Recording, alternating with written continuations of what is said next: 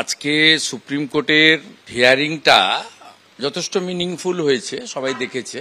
কিন্তু মমতা ব্যানার্জি এবং তার সাঙ্গপাঙ্গরা, মানে ওনার চাটুকার ব্যুরোক্র্যাট, পুলিশ এবং সিভিল, আর ওনার দলের কিছু লোকজন, যেহেতু জুনিয়র ডক্টরদের বলেছেন আগামীকাল 5টার মধ্যে কাজে ফিরতে হবে, নইলে রাজ্য সরকার ব্যবস্থা নেবে। তারপরে হঠাৎ করে ভাবখানা এমনই যেন বিরাট একটা জয় পেয়ে গেছেন।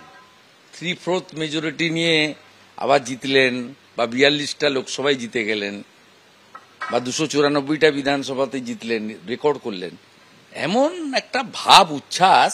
এতে আমার খুব খারাপ লেগেছে যে মানুষের একটা হুঁশ নেই। এই বাচ্চা, মানে বোনের মতো, মানে একটা প্রতিভাবান তরুণী, তার মৃত্যুতে এত অসংবেদনশীল হতে পারে এই রাজ্যের মুখ্যমন্ত্রী, যিনি নিজেও একজন মহিলা, ভাবা যায় না। আমাদের মানুষ বলা হয় যেহেতু আমাদের মধ্যে হুঁশ আছে। কিভাবে মিথ্যা কথাগুলো উনি বলছিলেন প্রেসে, যে টাকা দিতে চাইনি, আমি স্মৃতি রক্ষার জন্য কিছু করতে চেয়েছিলাম। কত বড় মিথ্যা কথা। 14ই আগস্ট ফ্রিডম এট মিডনাইটে গিয়ে বলছেন টাকা যা নিশ্চয়ই দিতে হবে, লাগবে 10 লাখ টাকা দেয়াই যেতে পারে। কত বড় মিথ্যা কথা। মাত্র 15 দিনে, মানে 14 তারিখ থেকে এখনো 1 মাস হয়নি। কি ভয়ঙ্কর কথাবার্তা। বলছে উৎসবে ফিরুন। কি ভাবছেন কি আপনি? সুপ্রিম কোর্টের বিচার শেষ হয়ে গেছে না মানুষের বিচার? আমি তো প্রথম দিন থেকে বলে এসেছি, এই 14ই মার্চের গণহত্যা নন্দীগ্রামে হয়েছিল। সেই গণহত্যার পরে 16ই নভেম্বর 2007 তৎকালীন acting chief justice Surinder Singh Nijjar CBI ইনভেস্টিগেশনের অর্ডার দিয়েছিলেন। সিপিএম এর সরকার ছিল, তারা চলে গেছিল সুপ্রিম কোর্টে। সুপ্রিম কোর্ট 2008 ফেব্রুয়ারি মাসে স্টে দিয়ে দিয়েছিল সিবিআই ইনভেস্টিগেশনের উপরে, এসএলপির উপরে।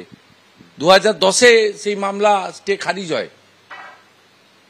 তার মানে কি, কোনো আইন, আদালত, বিচার, কোনো নেতা, মন্ত্রী, এমপি, এমএলএ, প্রভাবশালী, তিনি এই আমাদের অভয় বলুন, আমাদের কাদম্বরী বলুন, তিলোত্তমা বলুন, আমাদের ডাক্তার বোনের এই নৃশংস, বর্বরচিত, অমানবিক, হৃদয় বিদারক ঘটনাকে কলমের খোঁচায় বন্ধ করে দেবেন, তার সব ভুলিয়ে দিবেন?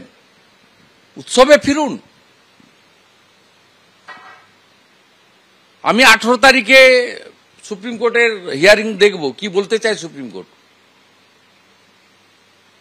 তারপরে উৎসবে অংশগ্রহণ করবে না বাংলার মানুষ, না কেবলমাত্র হিন্দু শাস্ত্র মতে পূজার মধ্যে নিজেকে সীমাবদ্ধ রাখবে? সে 18 তারিখে দেখা যাবে। পশ্চিমবাংলার মানুষ ঠিক করবে, বাঙালিরা ঠিক করবে। উনি কে বলার?